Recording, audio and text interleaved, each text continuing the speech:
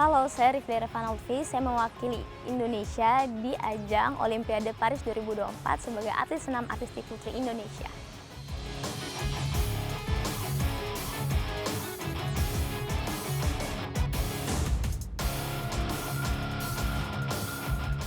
Perasaannya, alhamdulillah sangat bersyukur gitu dapat kesempatan, apalagi baru pertama kali pesenam Indonesia lolos Olimpiade, rasanya senang banget, tapi juga ada sedikit deg-degannya karena kan memang kondisinya saat ini Rifda cedera. Dari 2015 itu pertama kali pelatih saya Kak Eva Buter-Buter itu mengenali saya ke tingkat dunia.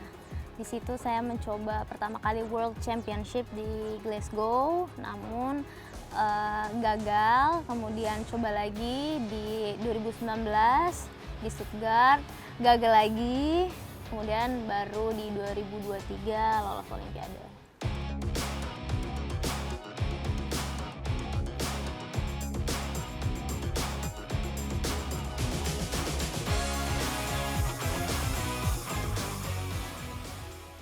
Sebetulnya kalau secara skill ya itu nggak jauh beda sih sama skill tahun-tahun yang sebelumnya. Cuman memang mungkin secara mental udah lebih mateng ya.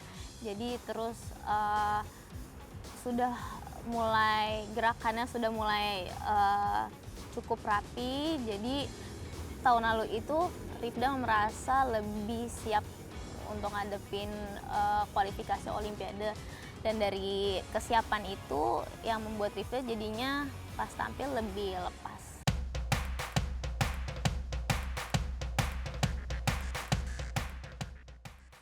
Kalau bicara untuk medali ya, itu sudah pasti tingkat kesulitan gerakannya harus setara dengan atlet-atlet tingkat dunia ya yang biasanya dapat medali. Rifda sih masih jauh ya gitu. Jadi untuk Rifda sendiri lebih fokus kepada kerapihan gerakan. Kalau target Olimpik ya melakukan yang terbaik aja, apa yang udah dipersiapkan semoga Rifda bisa tampilkan dengan tampil rapi. Kayaknya setiap pertandingan sebenarnya nervous sih karena aku orangnya perfeksionis. Terus kalau tampil pengennya selalu pengen bisa melakukan yang terbaik sebaik-baiknya gitu. Jadi kadang suka bikin aku nervous, jadi overthinking. Cuman alhamdulillah Kak Eva selalu nenangin aku.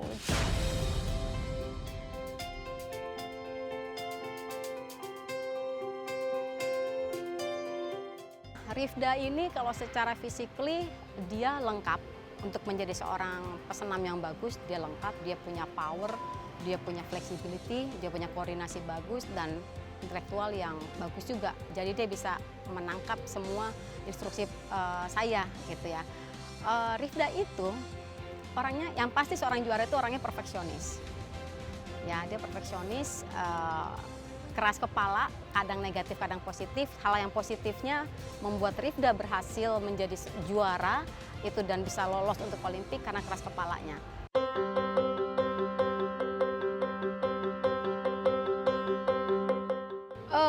Pertama kita mau realistis karena untuk tembus Olimpik itu berat buat kami. Jadi target kami pertama adalah kami lolos Olimpik. Nah kemudian kita realistis itu akan sulit sekali mencapai meraih medali, tetapi Rifda akan tampilkan apa yang dia punya. Untuk di Asia Tenggara yang cukup menyedihkannya, di Asia Tenggara sendiri kejuaraan aja sulit. Kalau kita mau lihat kalender, hampir setahun aja belum tentu ada kejuaraan di Asia Tenggara. Di Asia Tenggara udah banyak, peminatnya tuh banyak. Yang dulu juga hanya mungkin klub-klub tidak banyak, sekarang banyak. Di Asia Tenggara tuh banyak, kejuaraan antar klub tuh banyak sekali. Cuman untuk mencapai ke elit itu yang cukup sulit untuk di Asia Tenggara.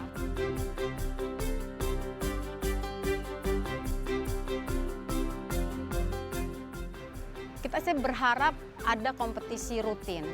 Itu ada kompetisi rutin, kemudian pelatihan-pelatihan untuk di level Asia Tenggara. Jadi supaya pelatih-pelatih di Asia Tenggara ini knowledge-nya juga bisa ditingkatkan gitu. Nah ini Harapannya sih di situ, karena dengan SDM pelatih-pelatih ataupun wasitnya ada ditingkatkan, kompetisi juga ada, saya yakin baik itu atlet, pelatih, jurinya pun semua meningkat. Jadi akhir kita berbicara di dunia, kita bisa berbicara di tingkat dunia kalau itu bisa dilakukan.